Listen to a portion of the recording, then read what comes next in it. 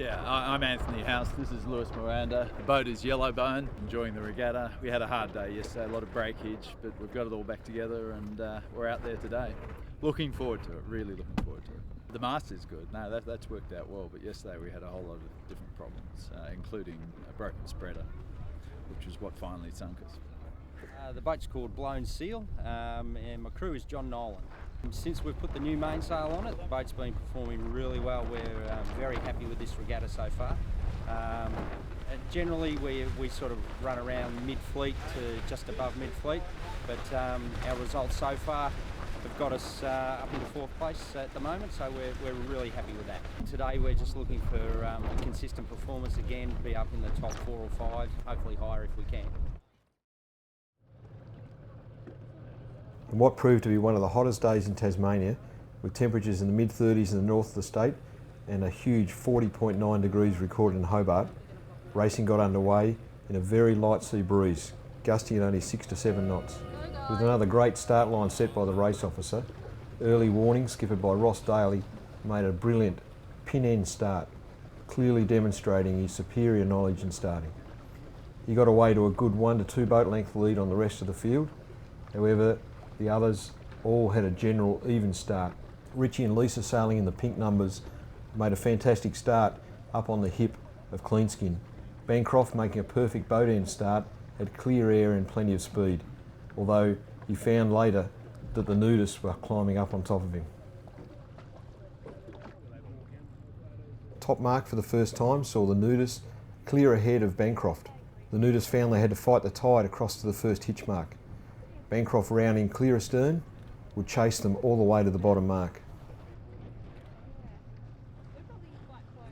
Hot on their heels was Lano with a great kite set, closely followed by Daly, again with a kite set that worked well, and then Chris and Rani using their kite well. All three would carry their kite well down the run on the right hand side.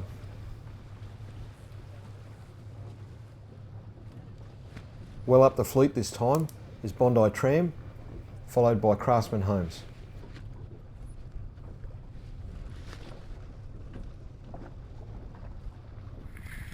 Oh yeah. Nice call. Good.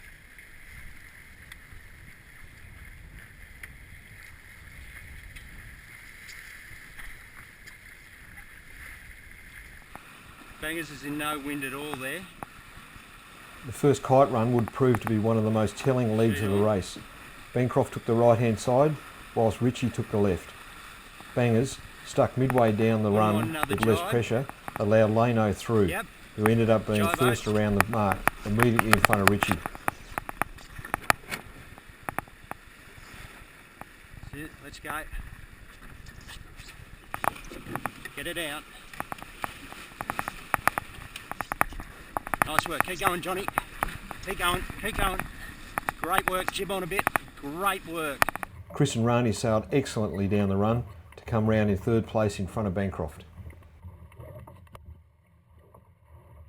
At the windward mark for the second time, Richie and Lisa extended their good lead over Lano, with Chris and Rani holding 3rd easily over Bancroft.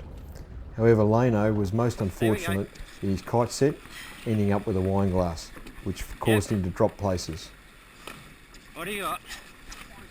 Okay. Let's jibe, let's jibe, let's jibe, let's jibe, let's jibe.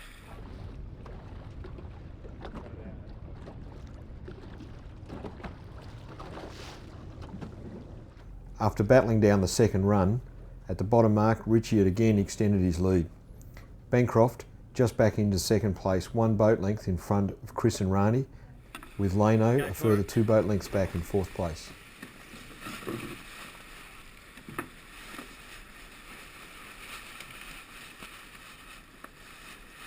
Back in the fleet, the Yellowbone was having a great day of sailing with the lighter conditions. Not too many mistakes, and they're keeping the top of their mast out of the water. They enjoyed great racing to ultimately come in front of Be Alert and Ica Blush. Okay, let's go, let's get going first. By the finish, the Nude had extended their lead, hoping to be the lead story on the Southern Cross News that night. They were clear winners, over a minute in front of One More for the Bone, who by that stage had moved up to 2nd place, holding on to their overall series lead. Chris and Rani, sailing Epic, sailed a great race to finish third in front of Blow and Seal in fourth. Yeah, that was fucking alright. 5 boats were lining up to take out 5th place. Having their best race of the series and celebrating as they crossed the line was Steve and Adrienne in Bondi Tram. Craftsman Holmes crossed in 6th place, followed by Clean Skin in 7th.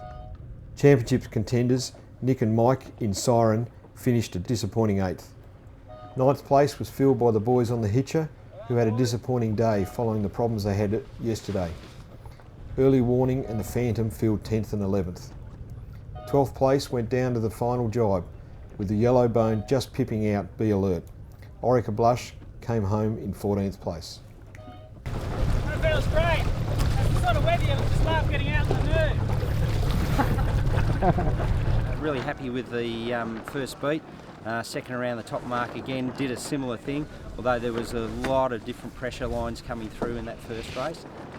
We got to the top mark in second position and held that, second or third, and held that all the way through. Then we got up into second, and on the second kite hoist, unfortunately with the windward hoist we got a wine glass and couldn't get it out, so we had to jibe away.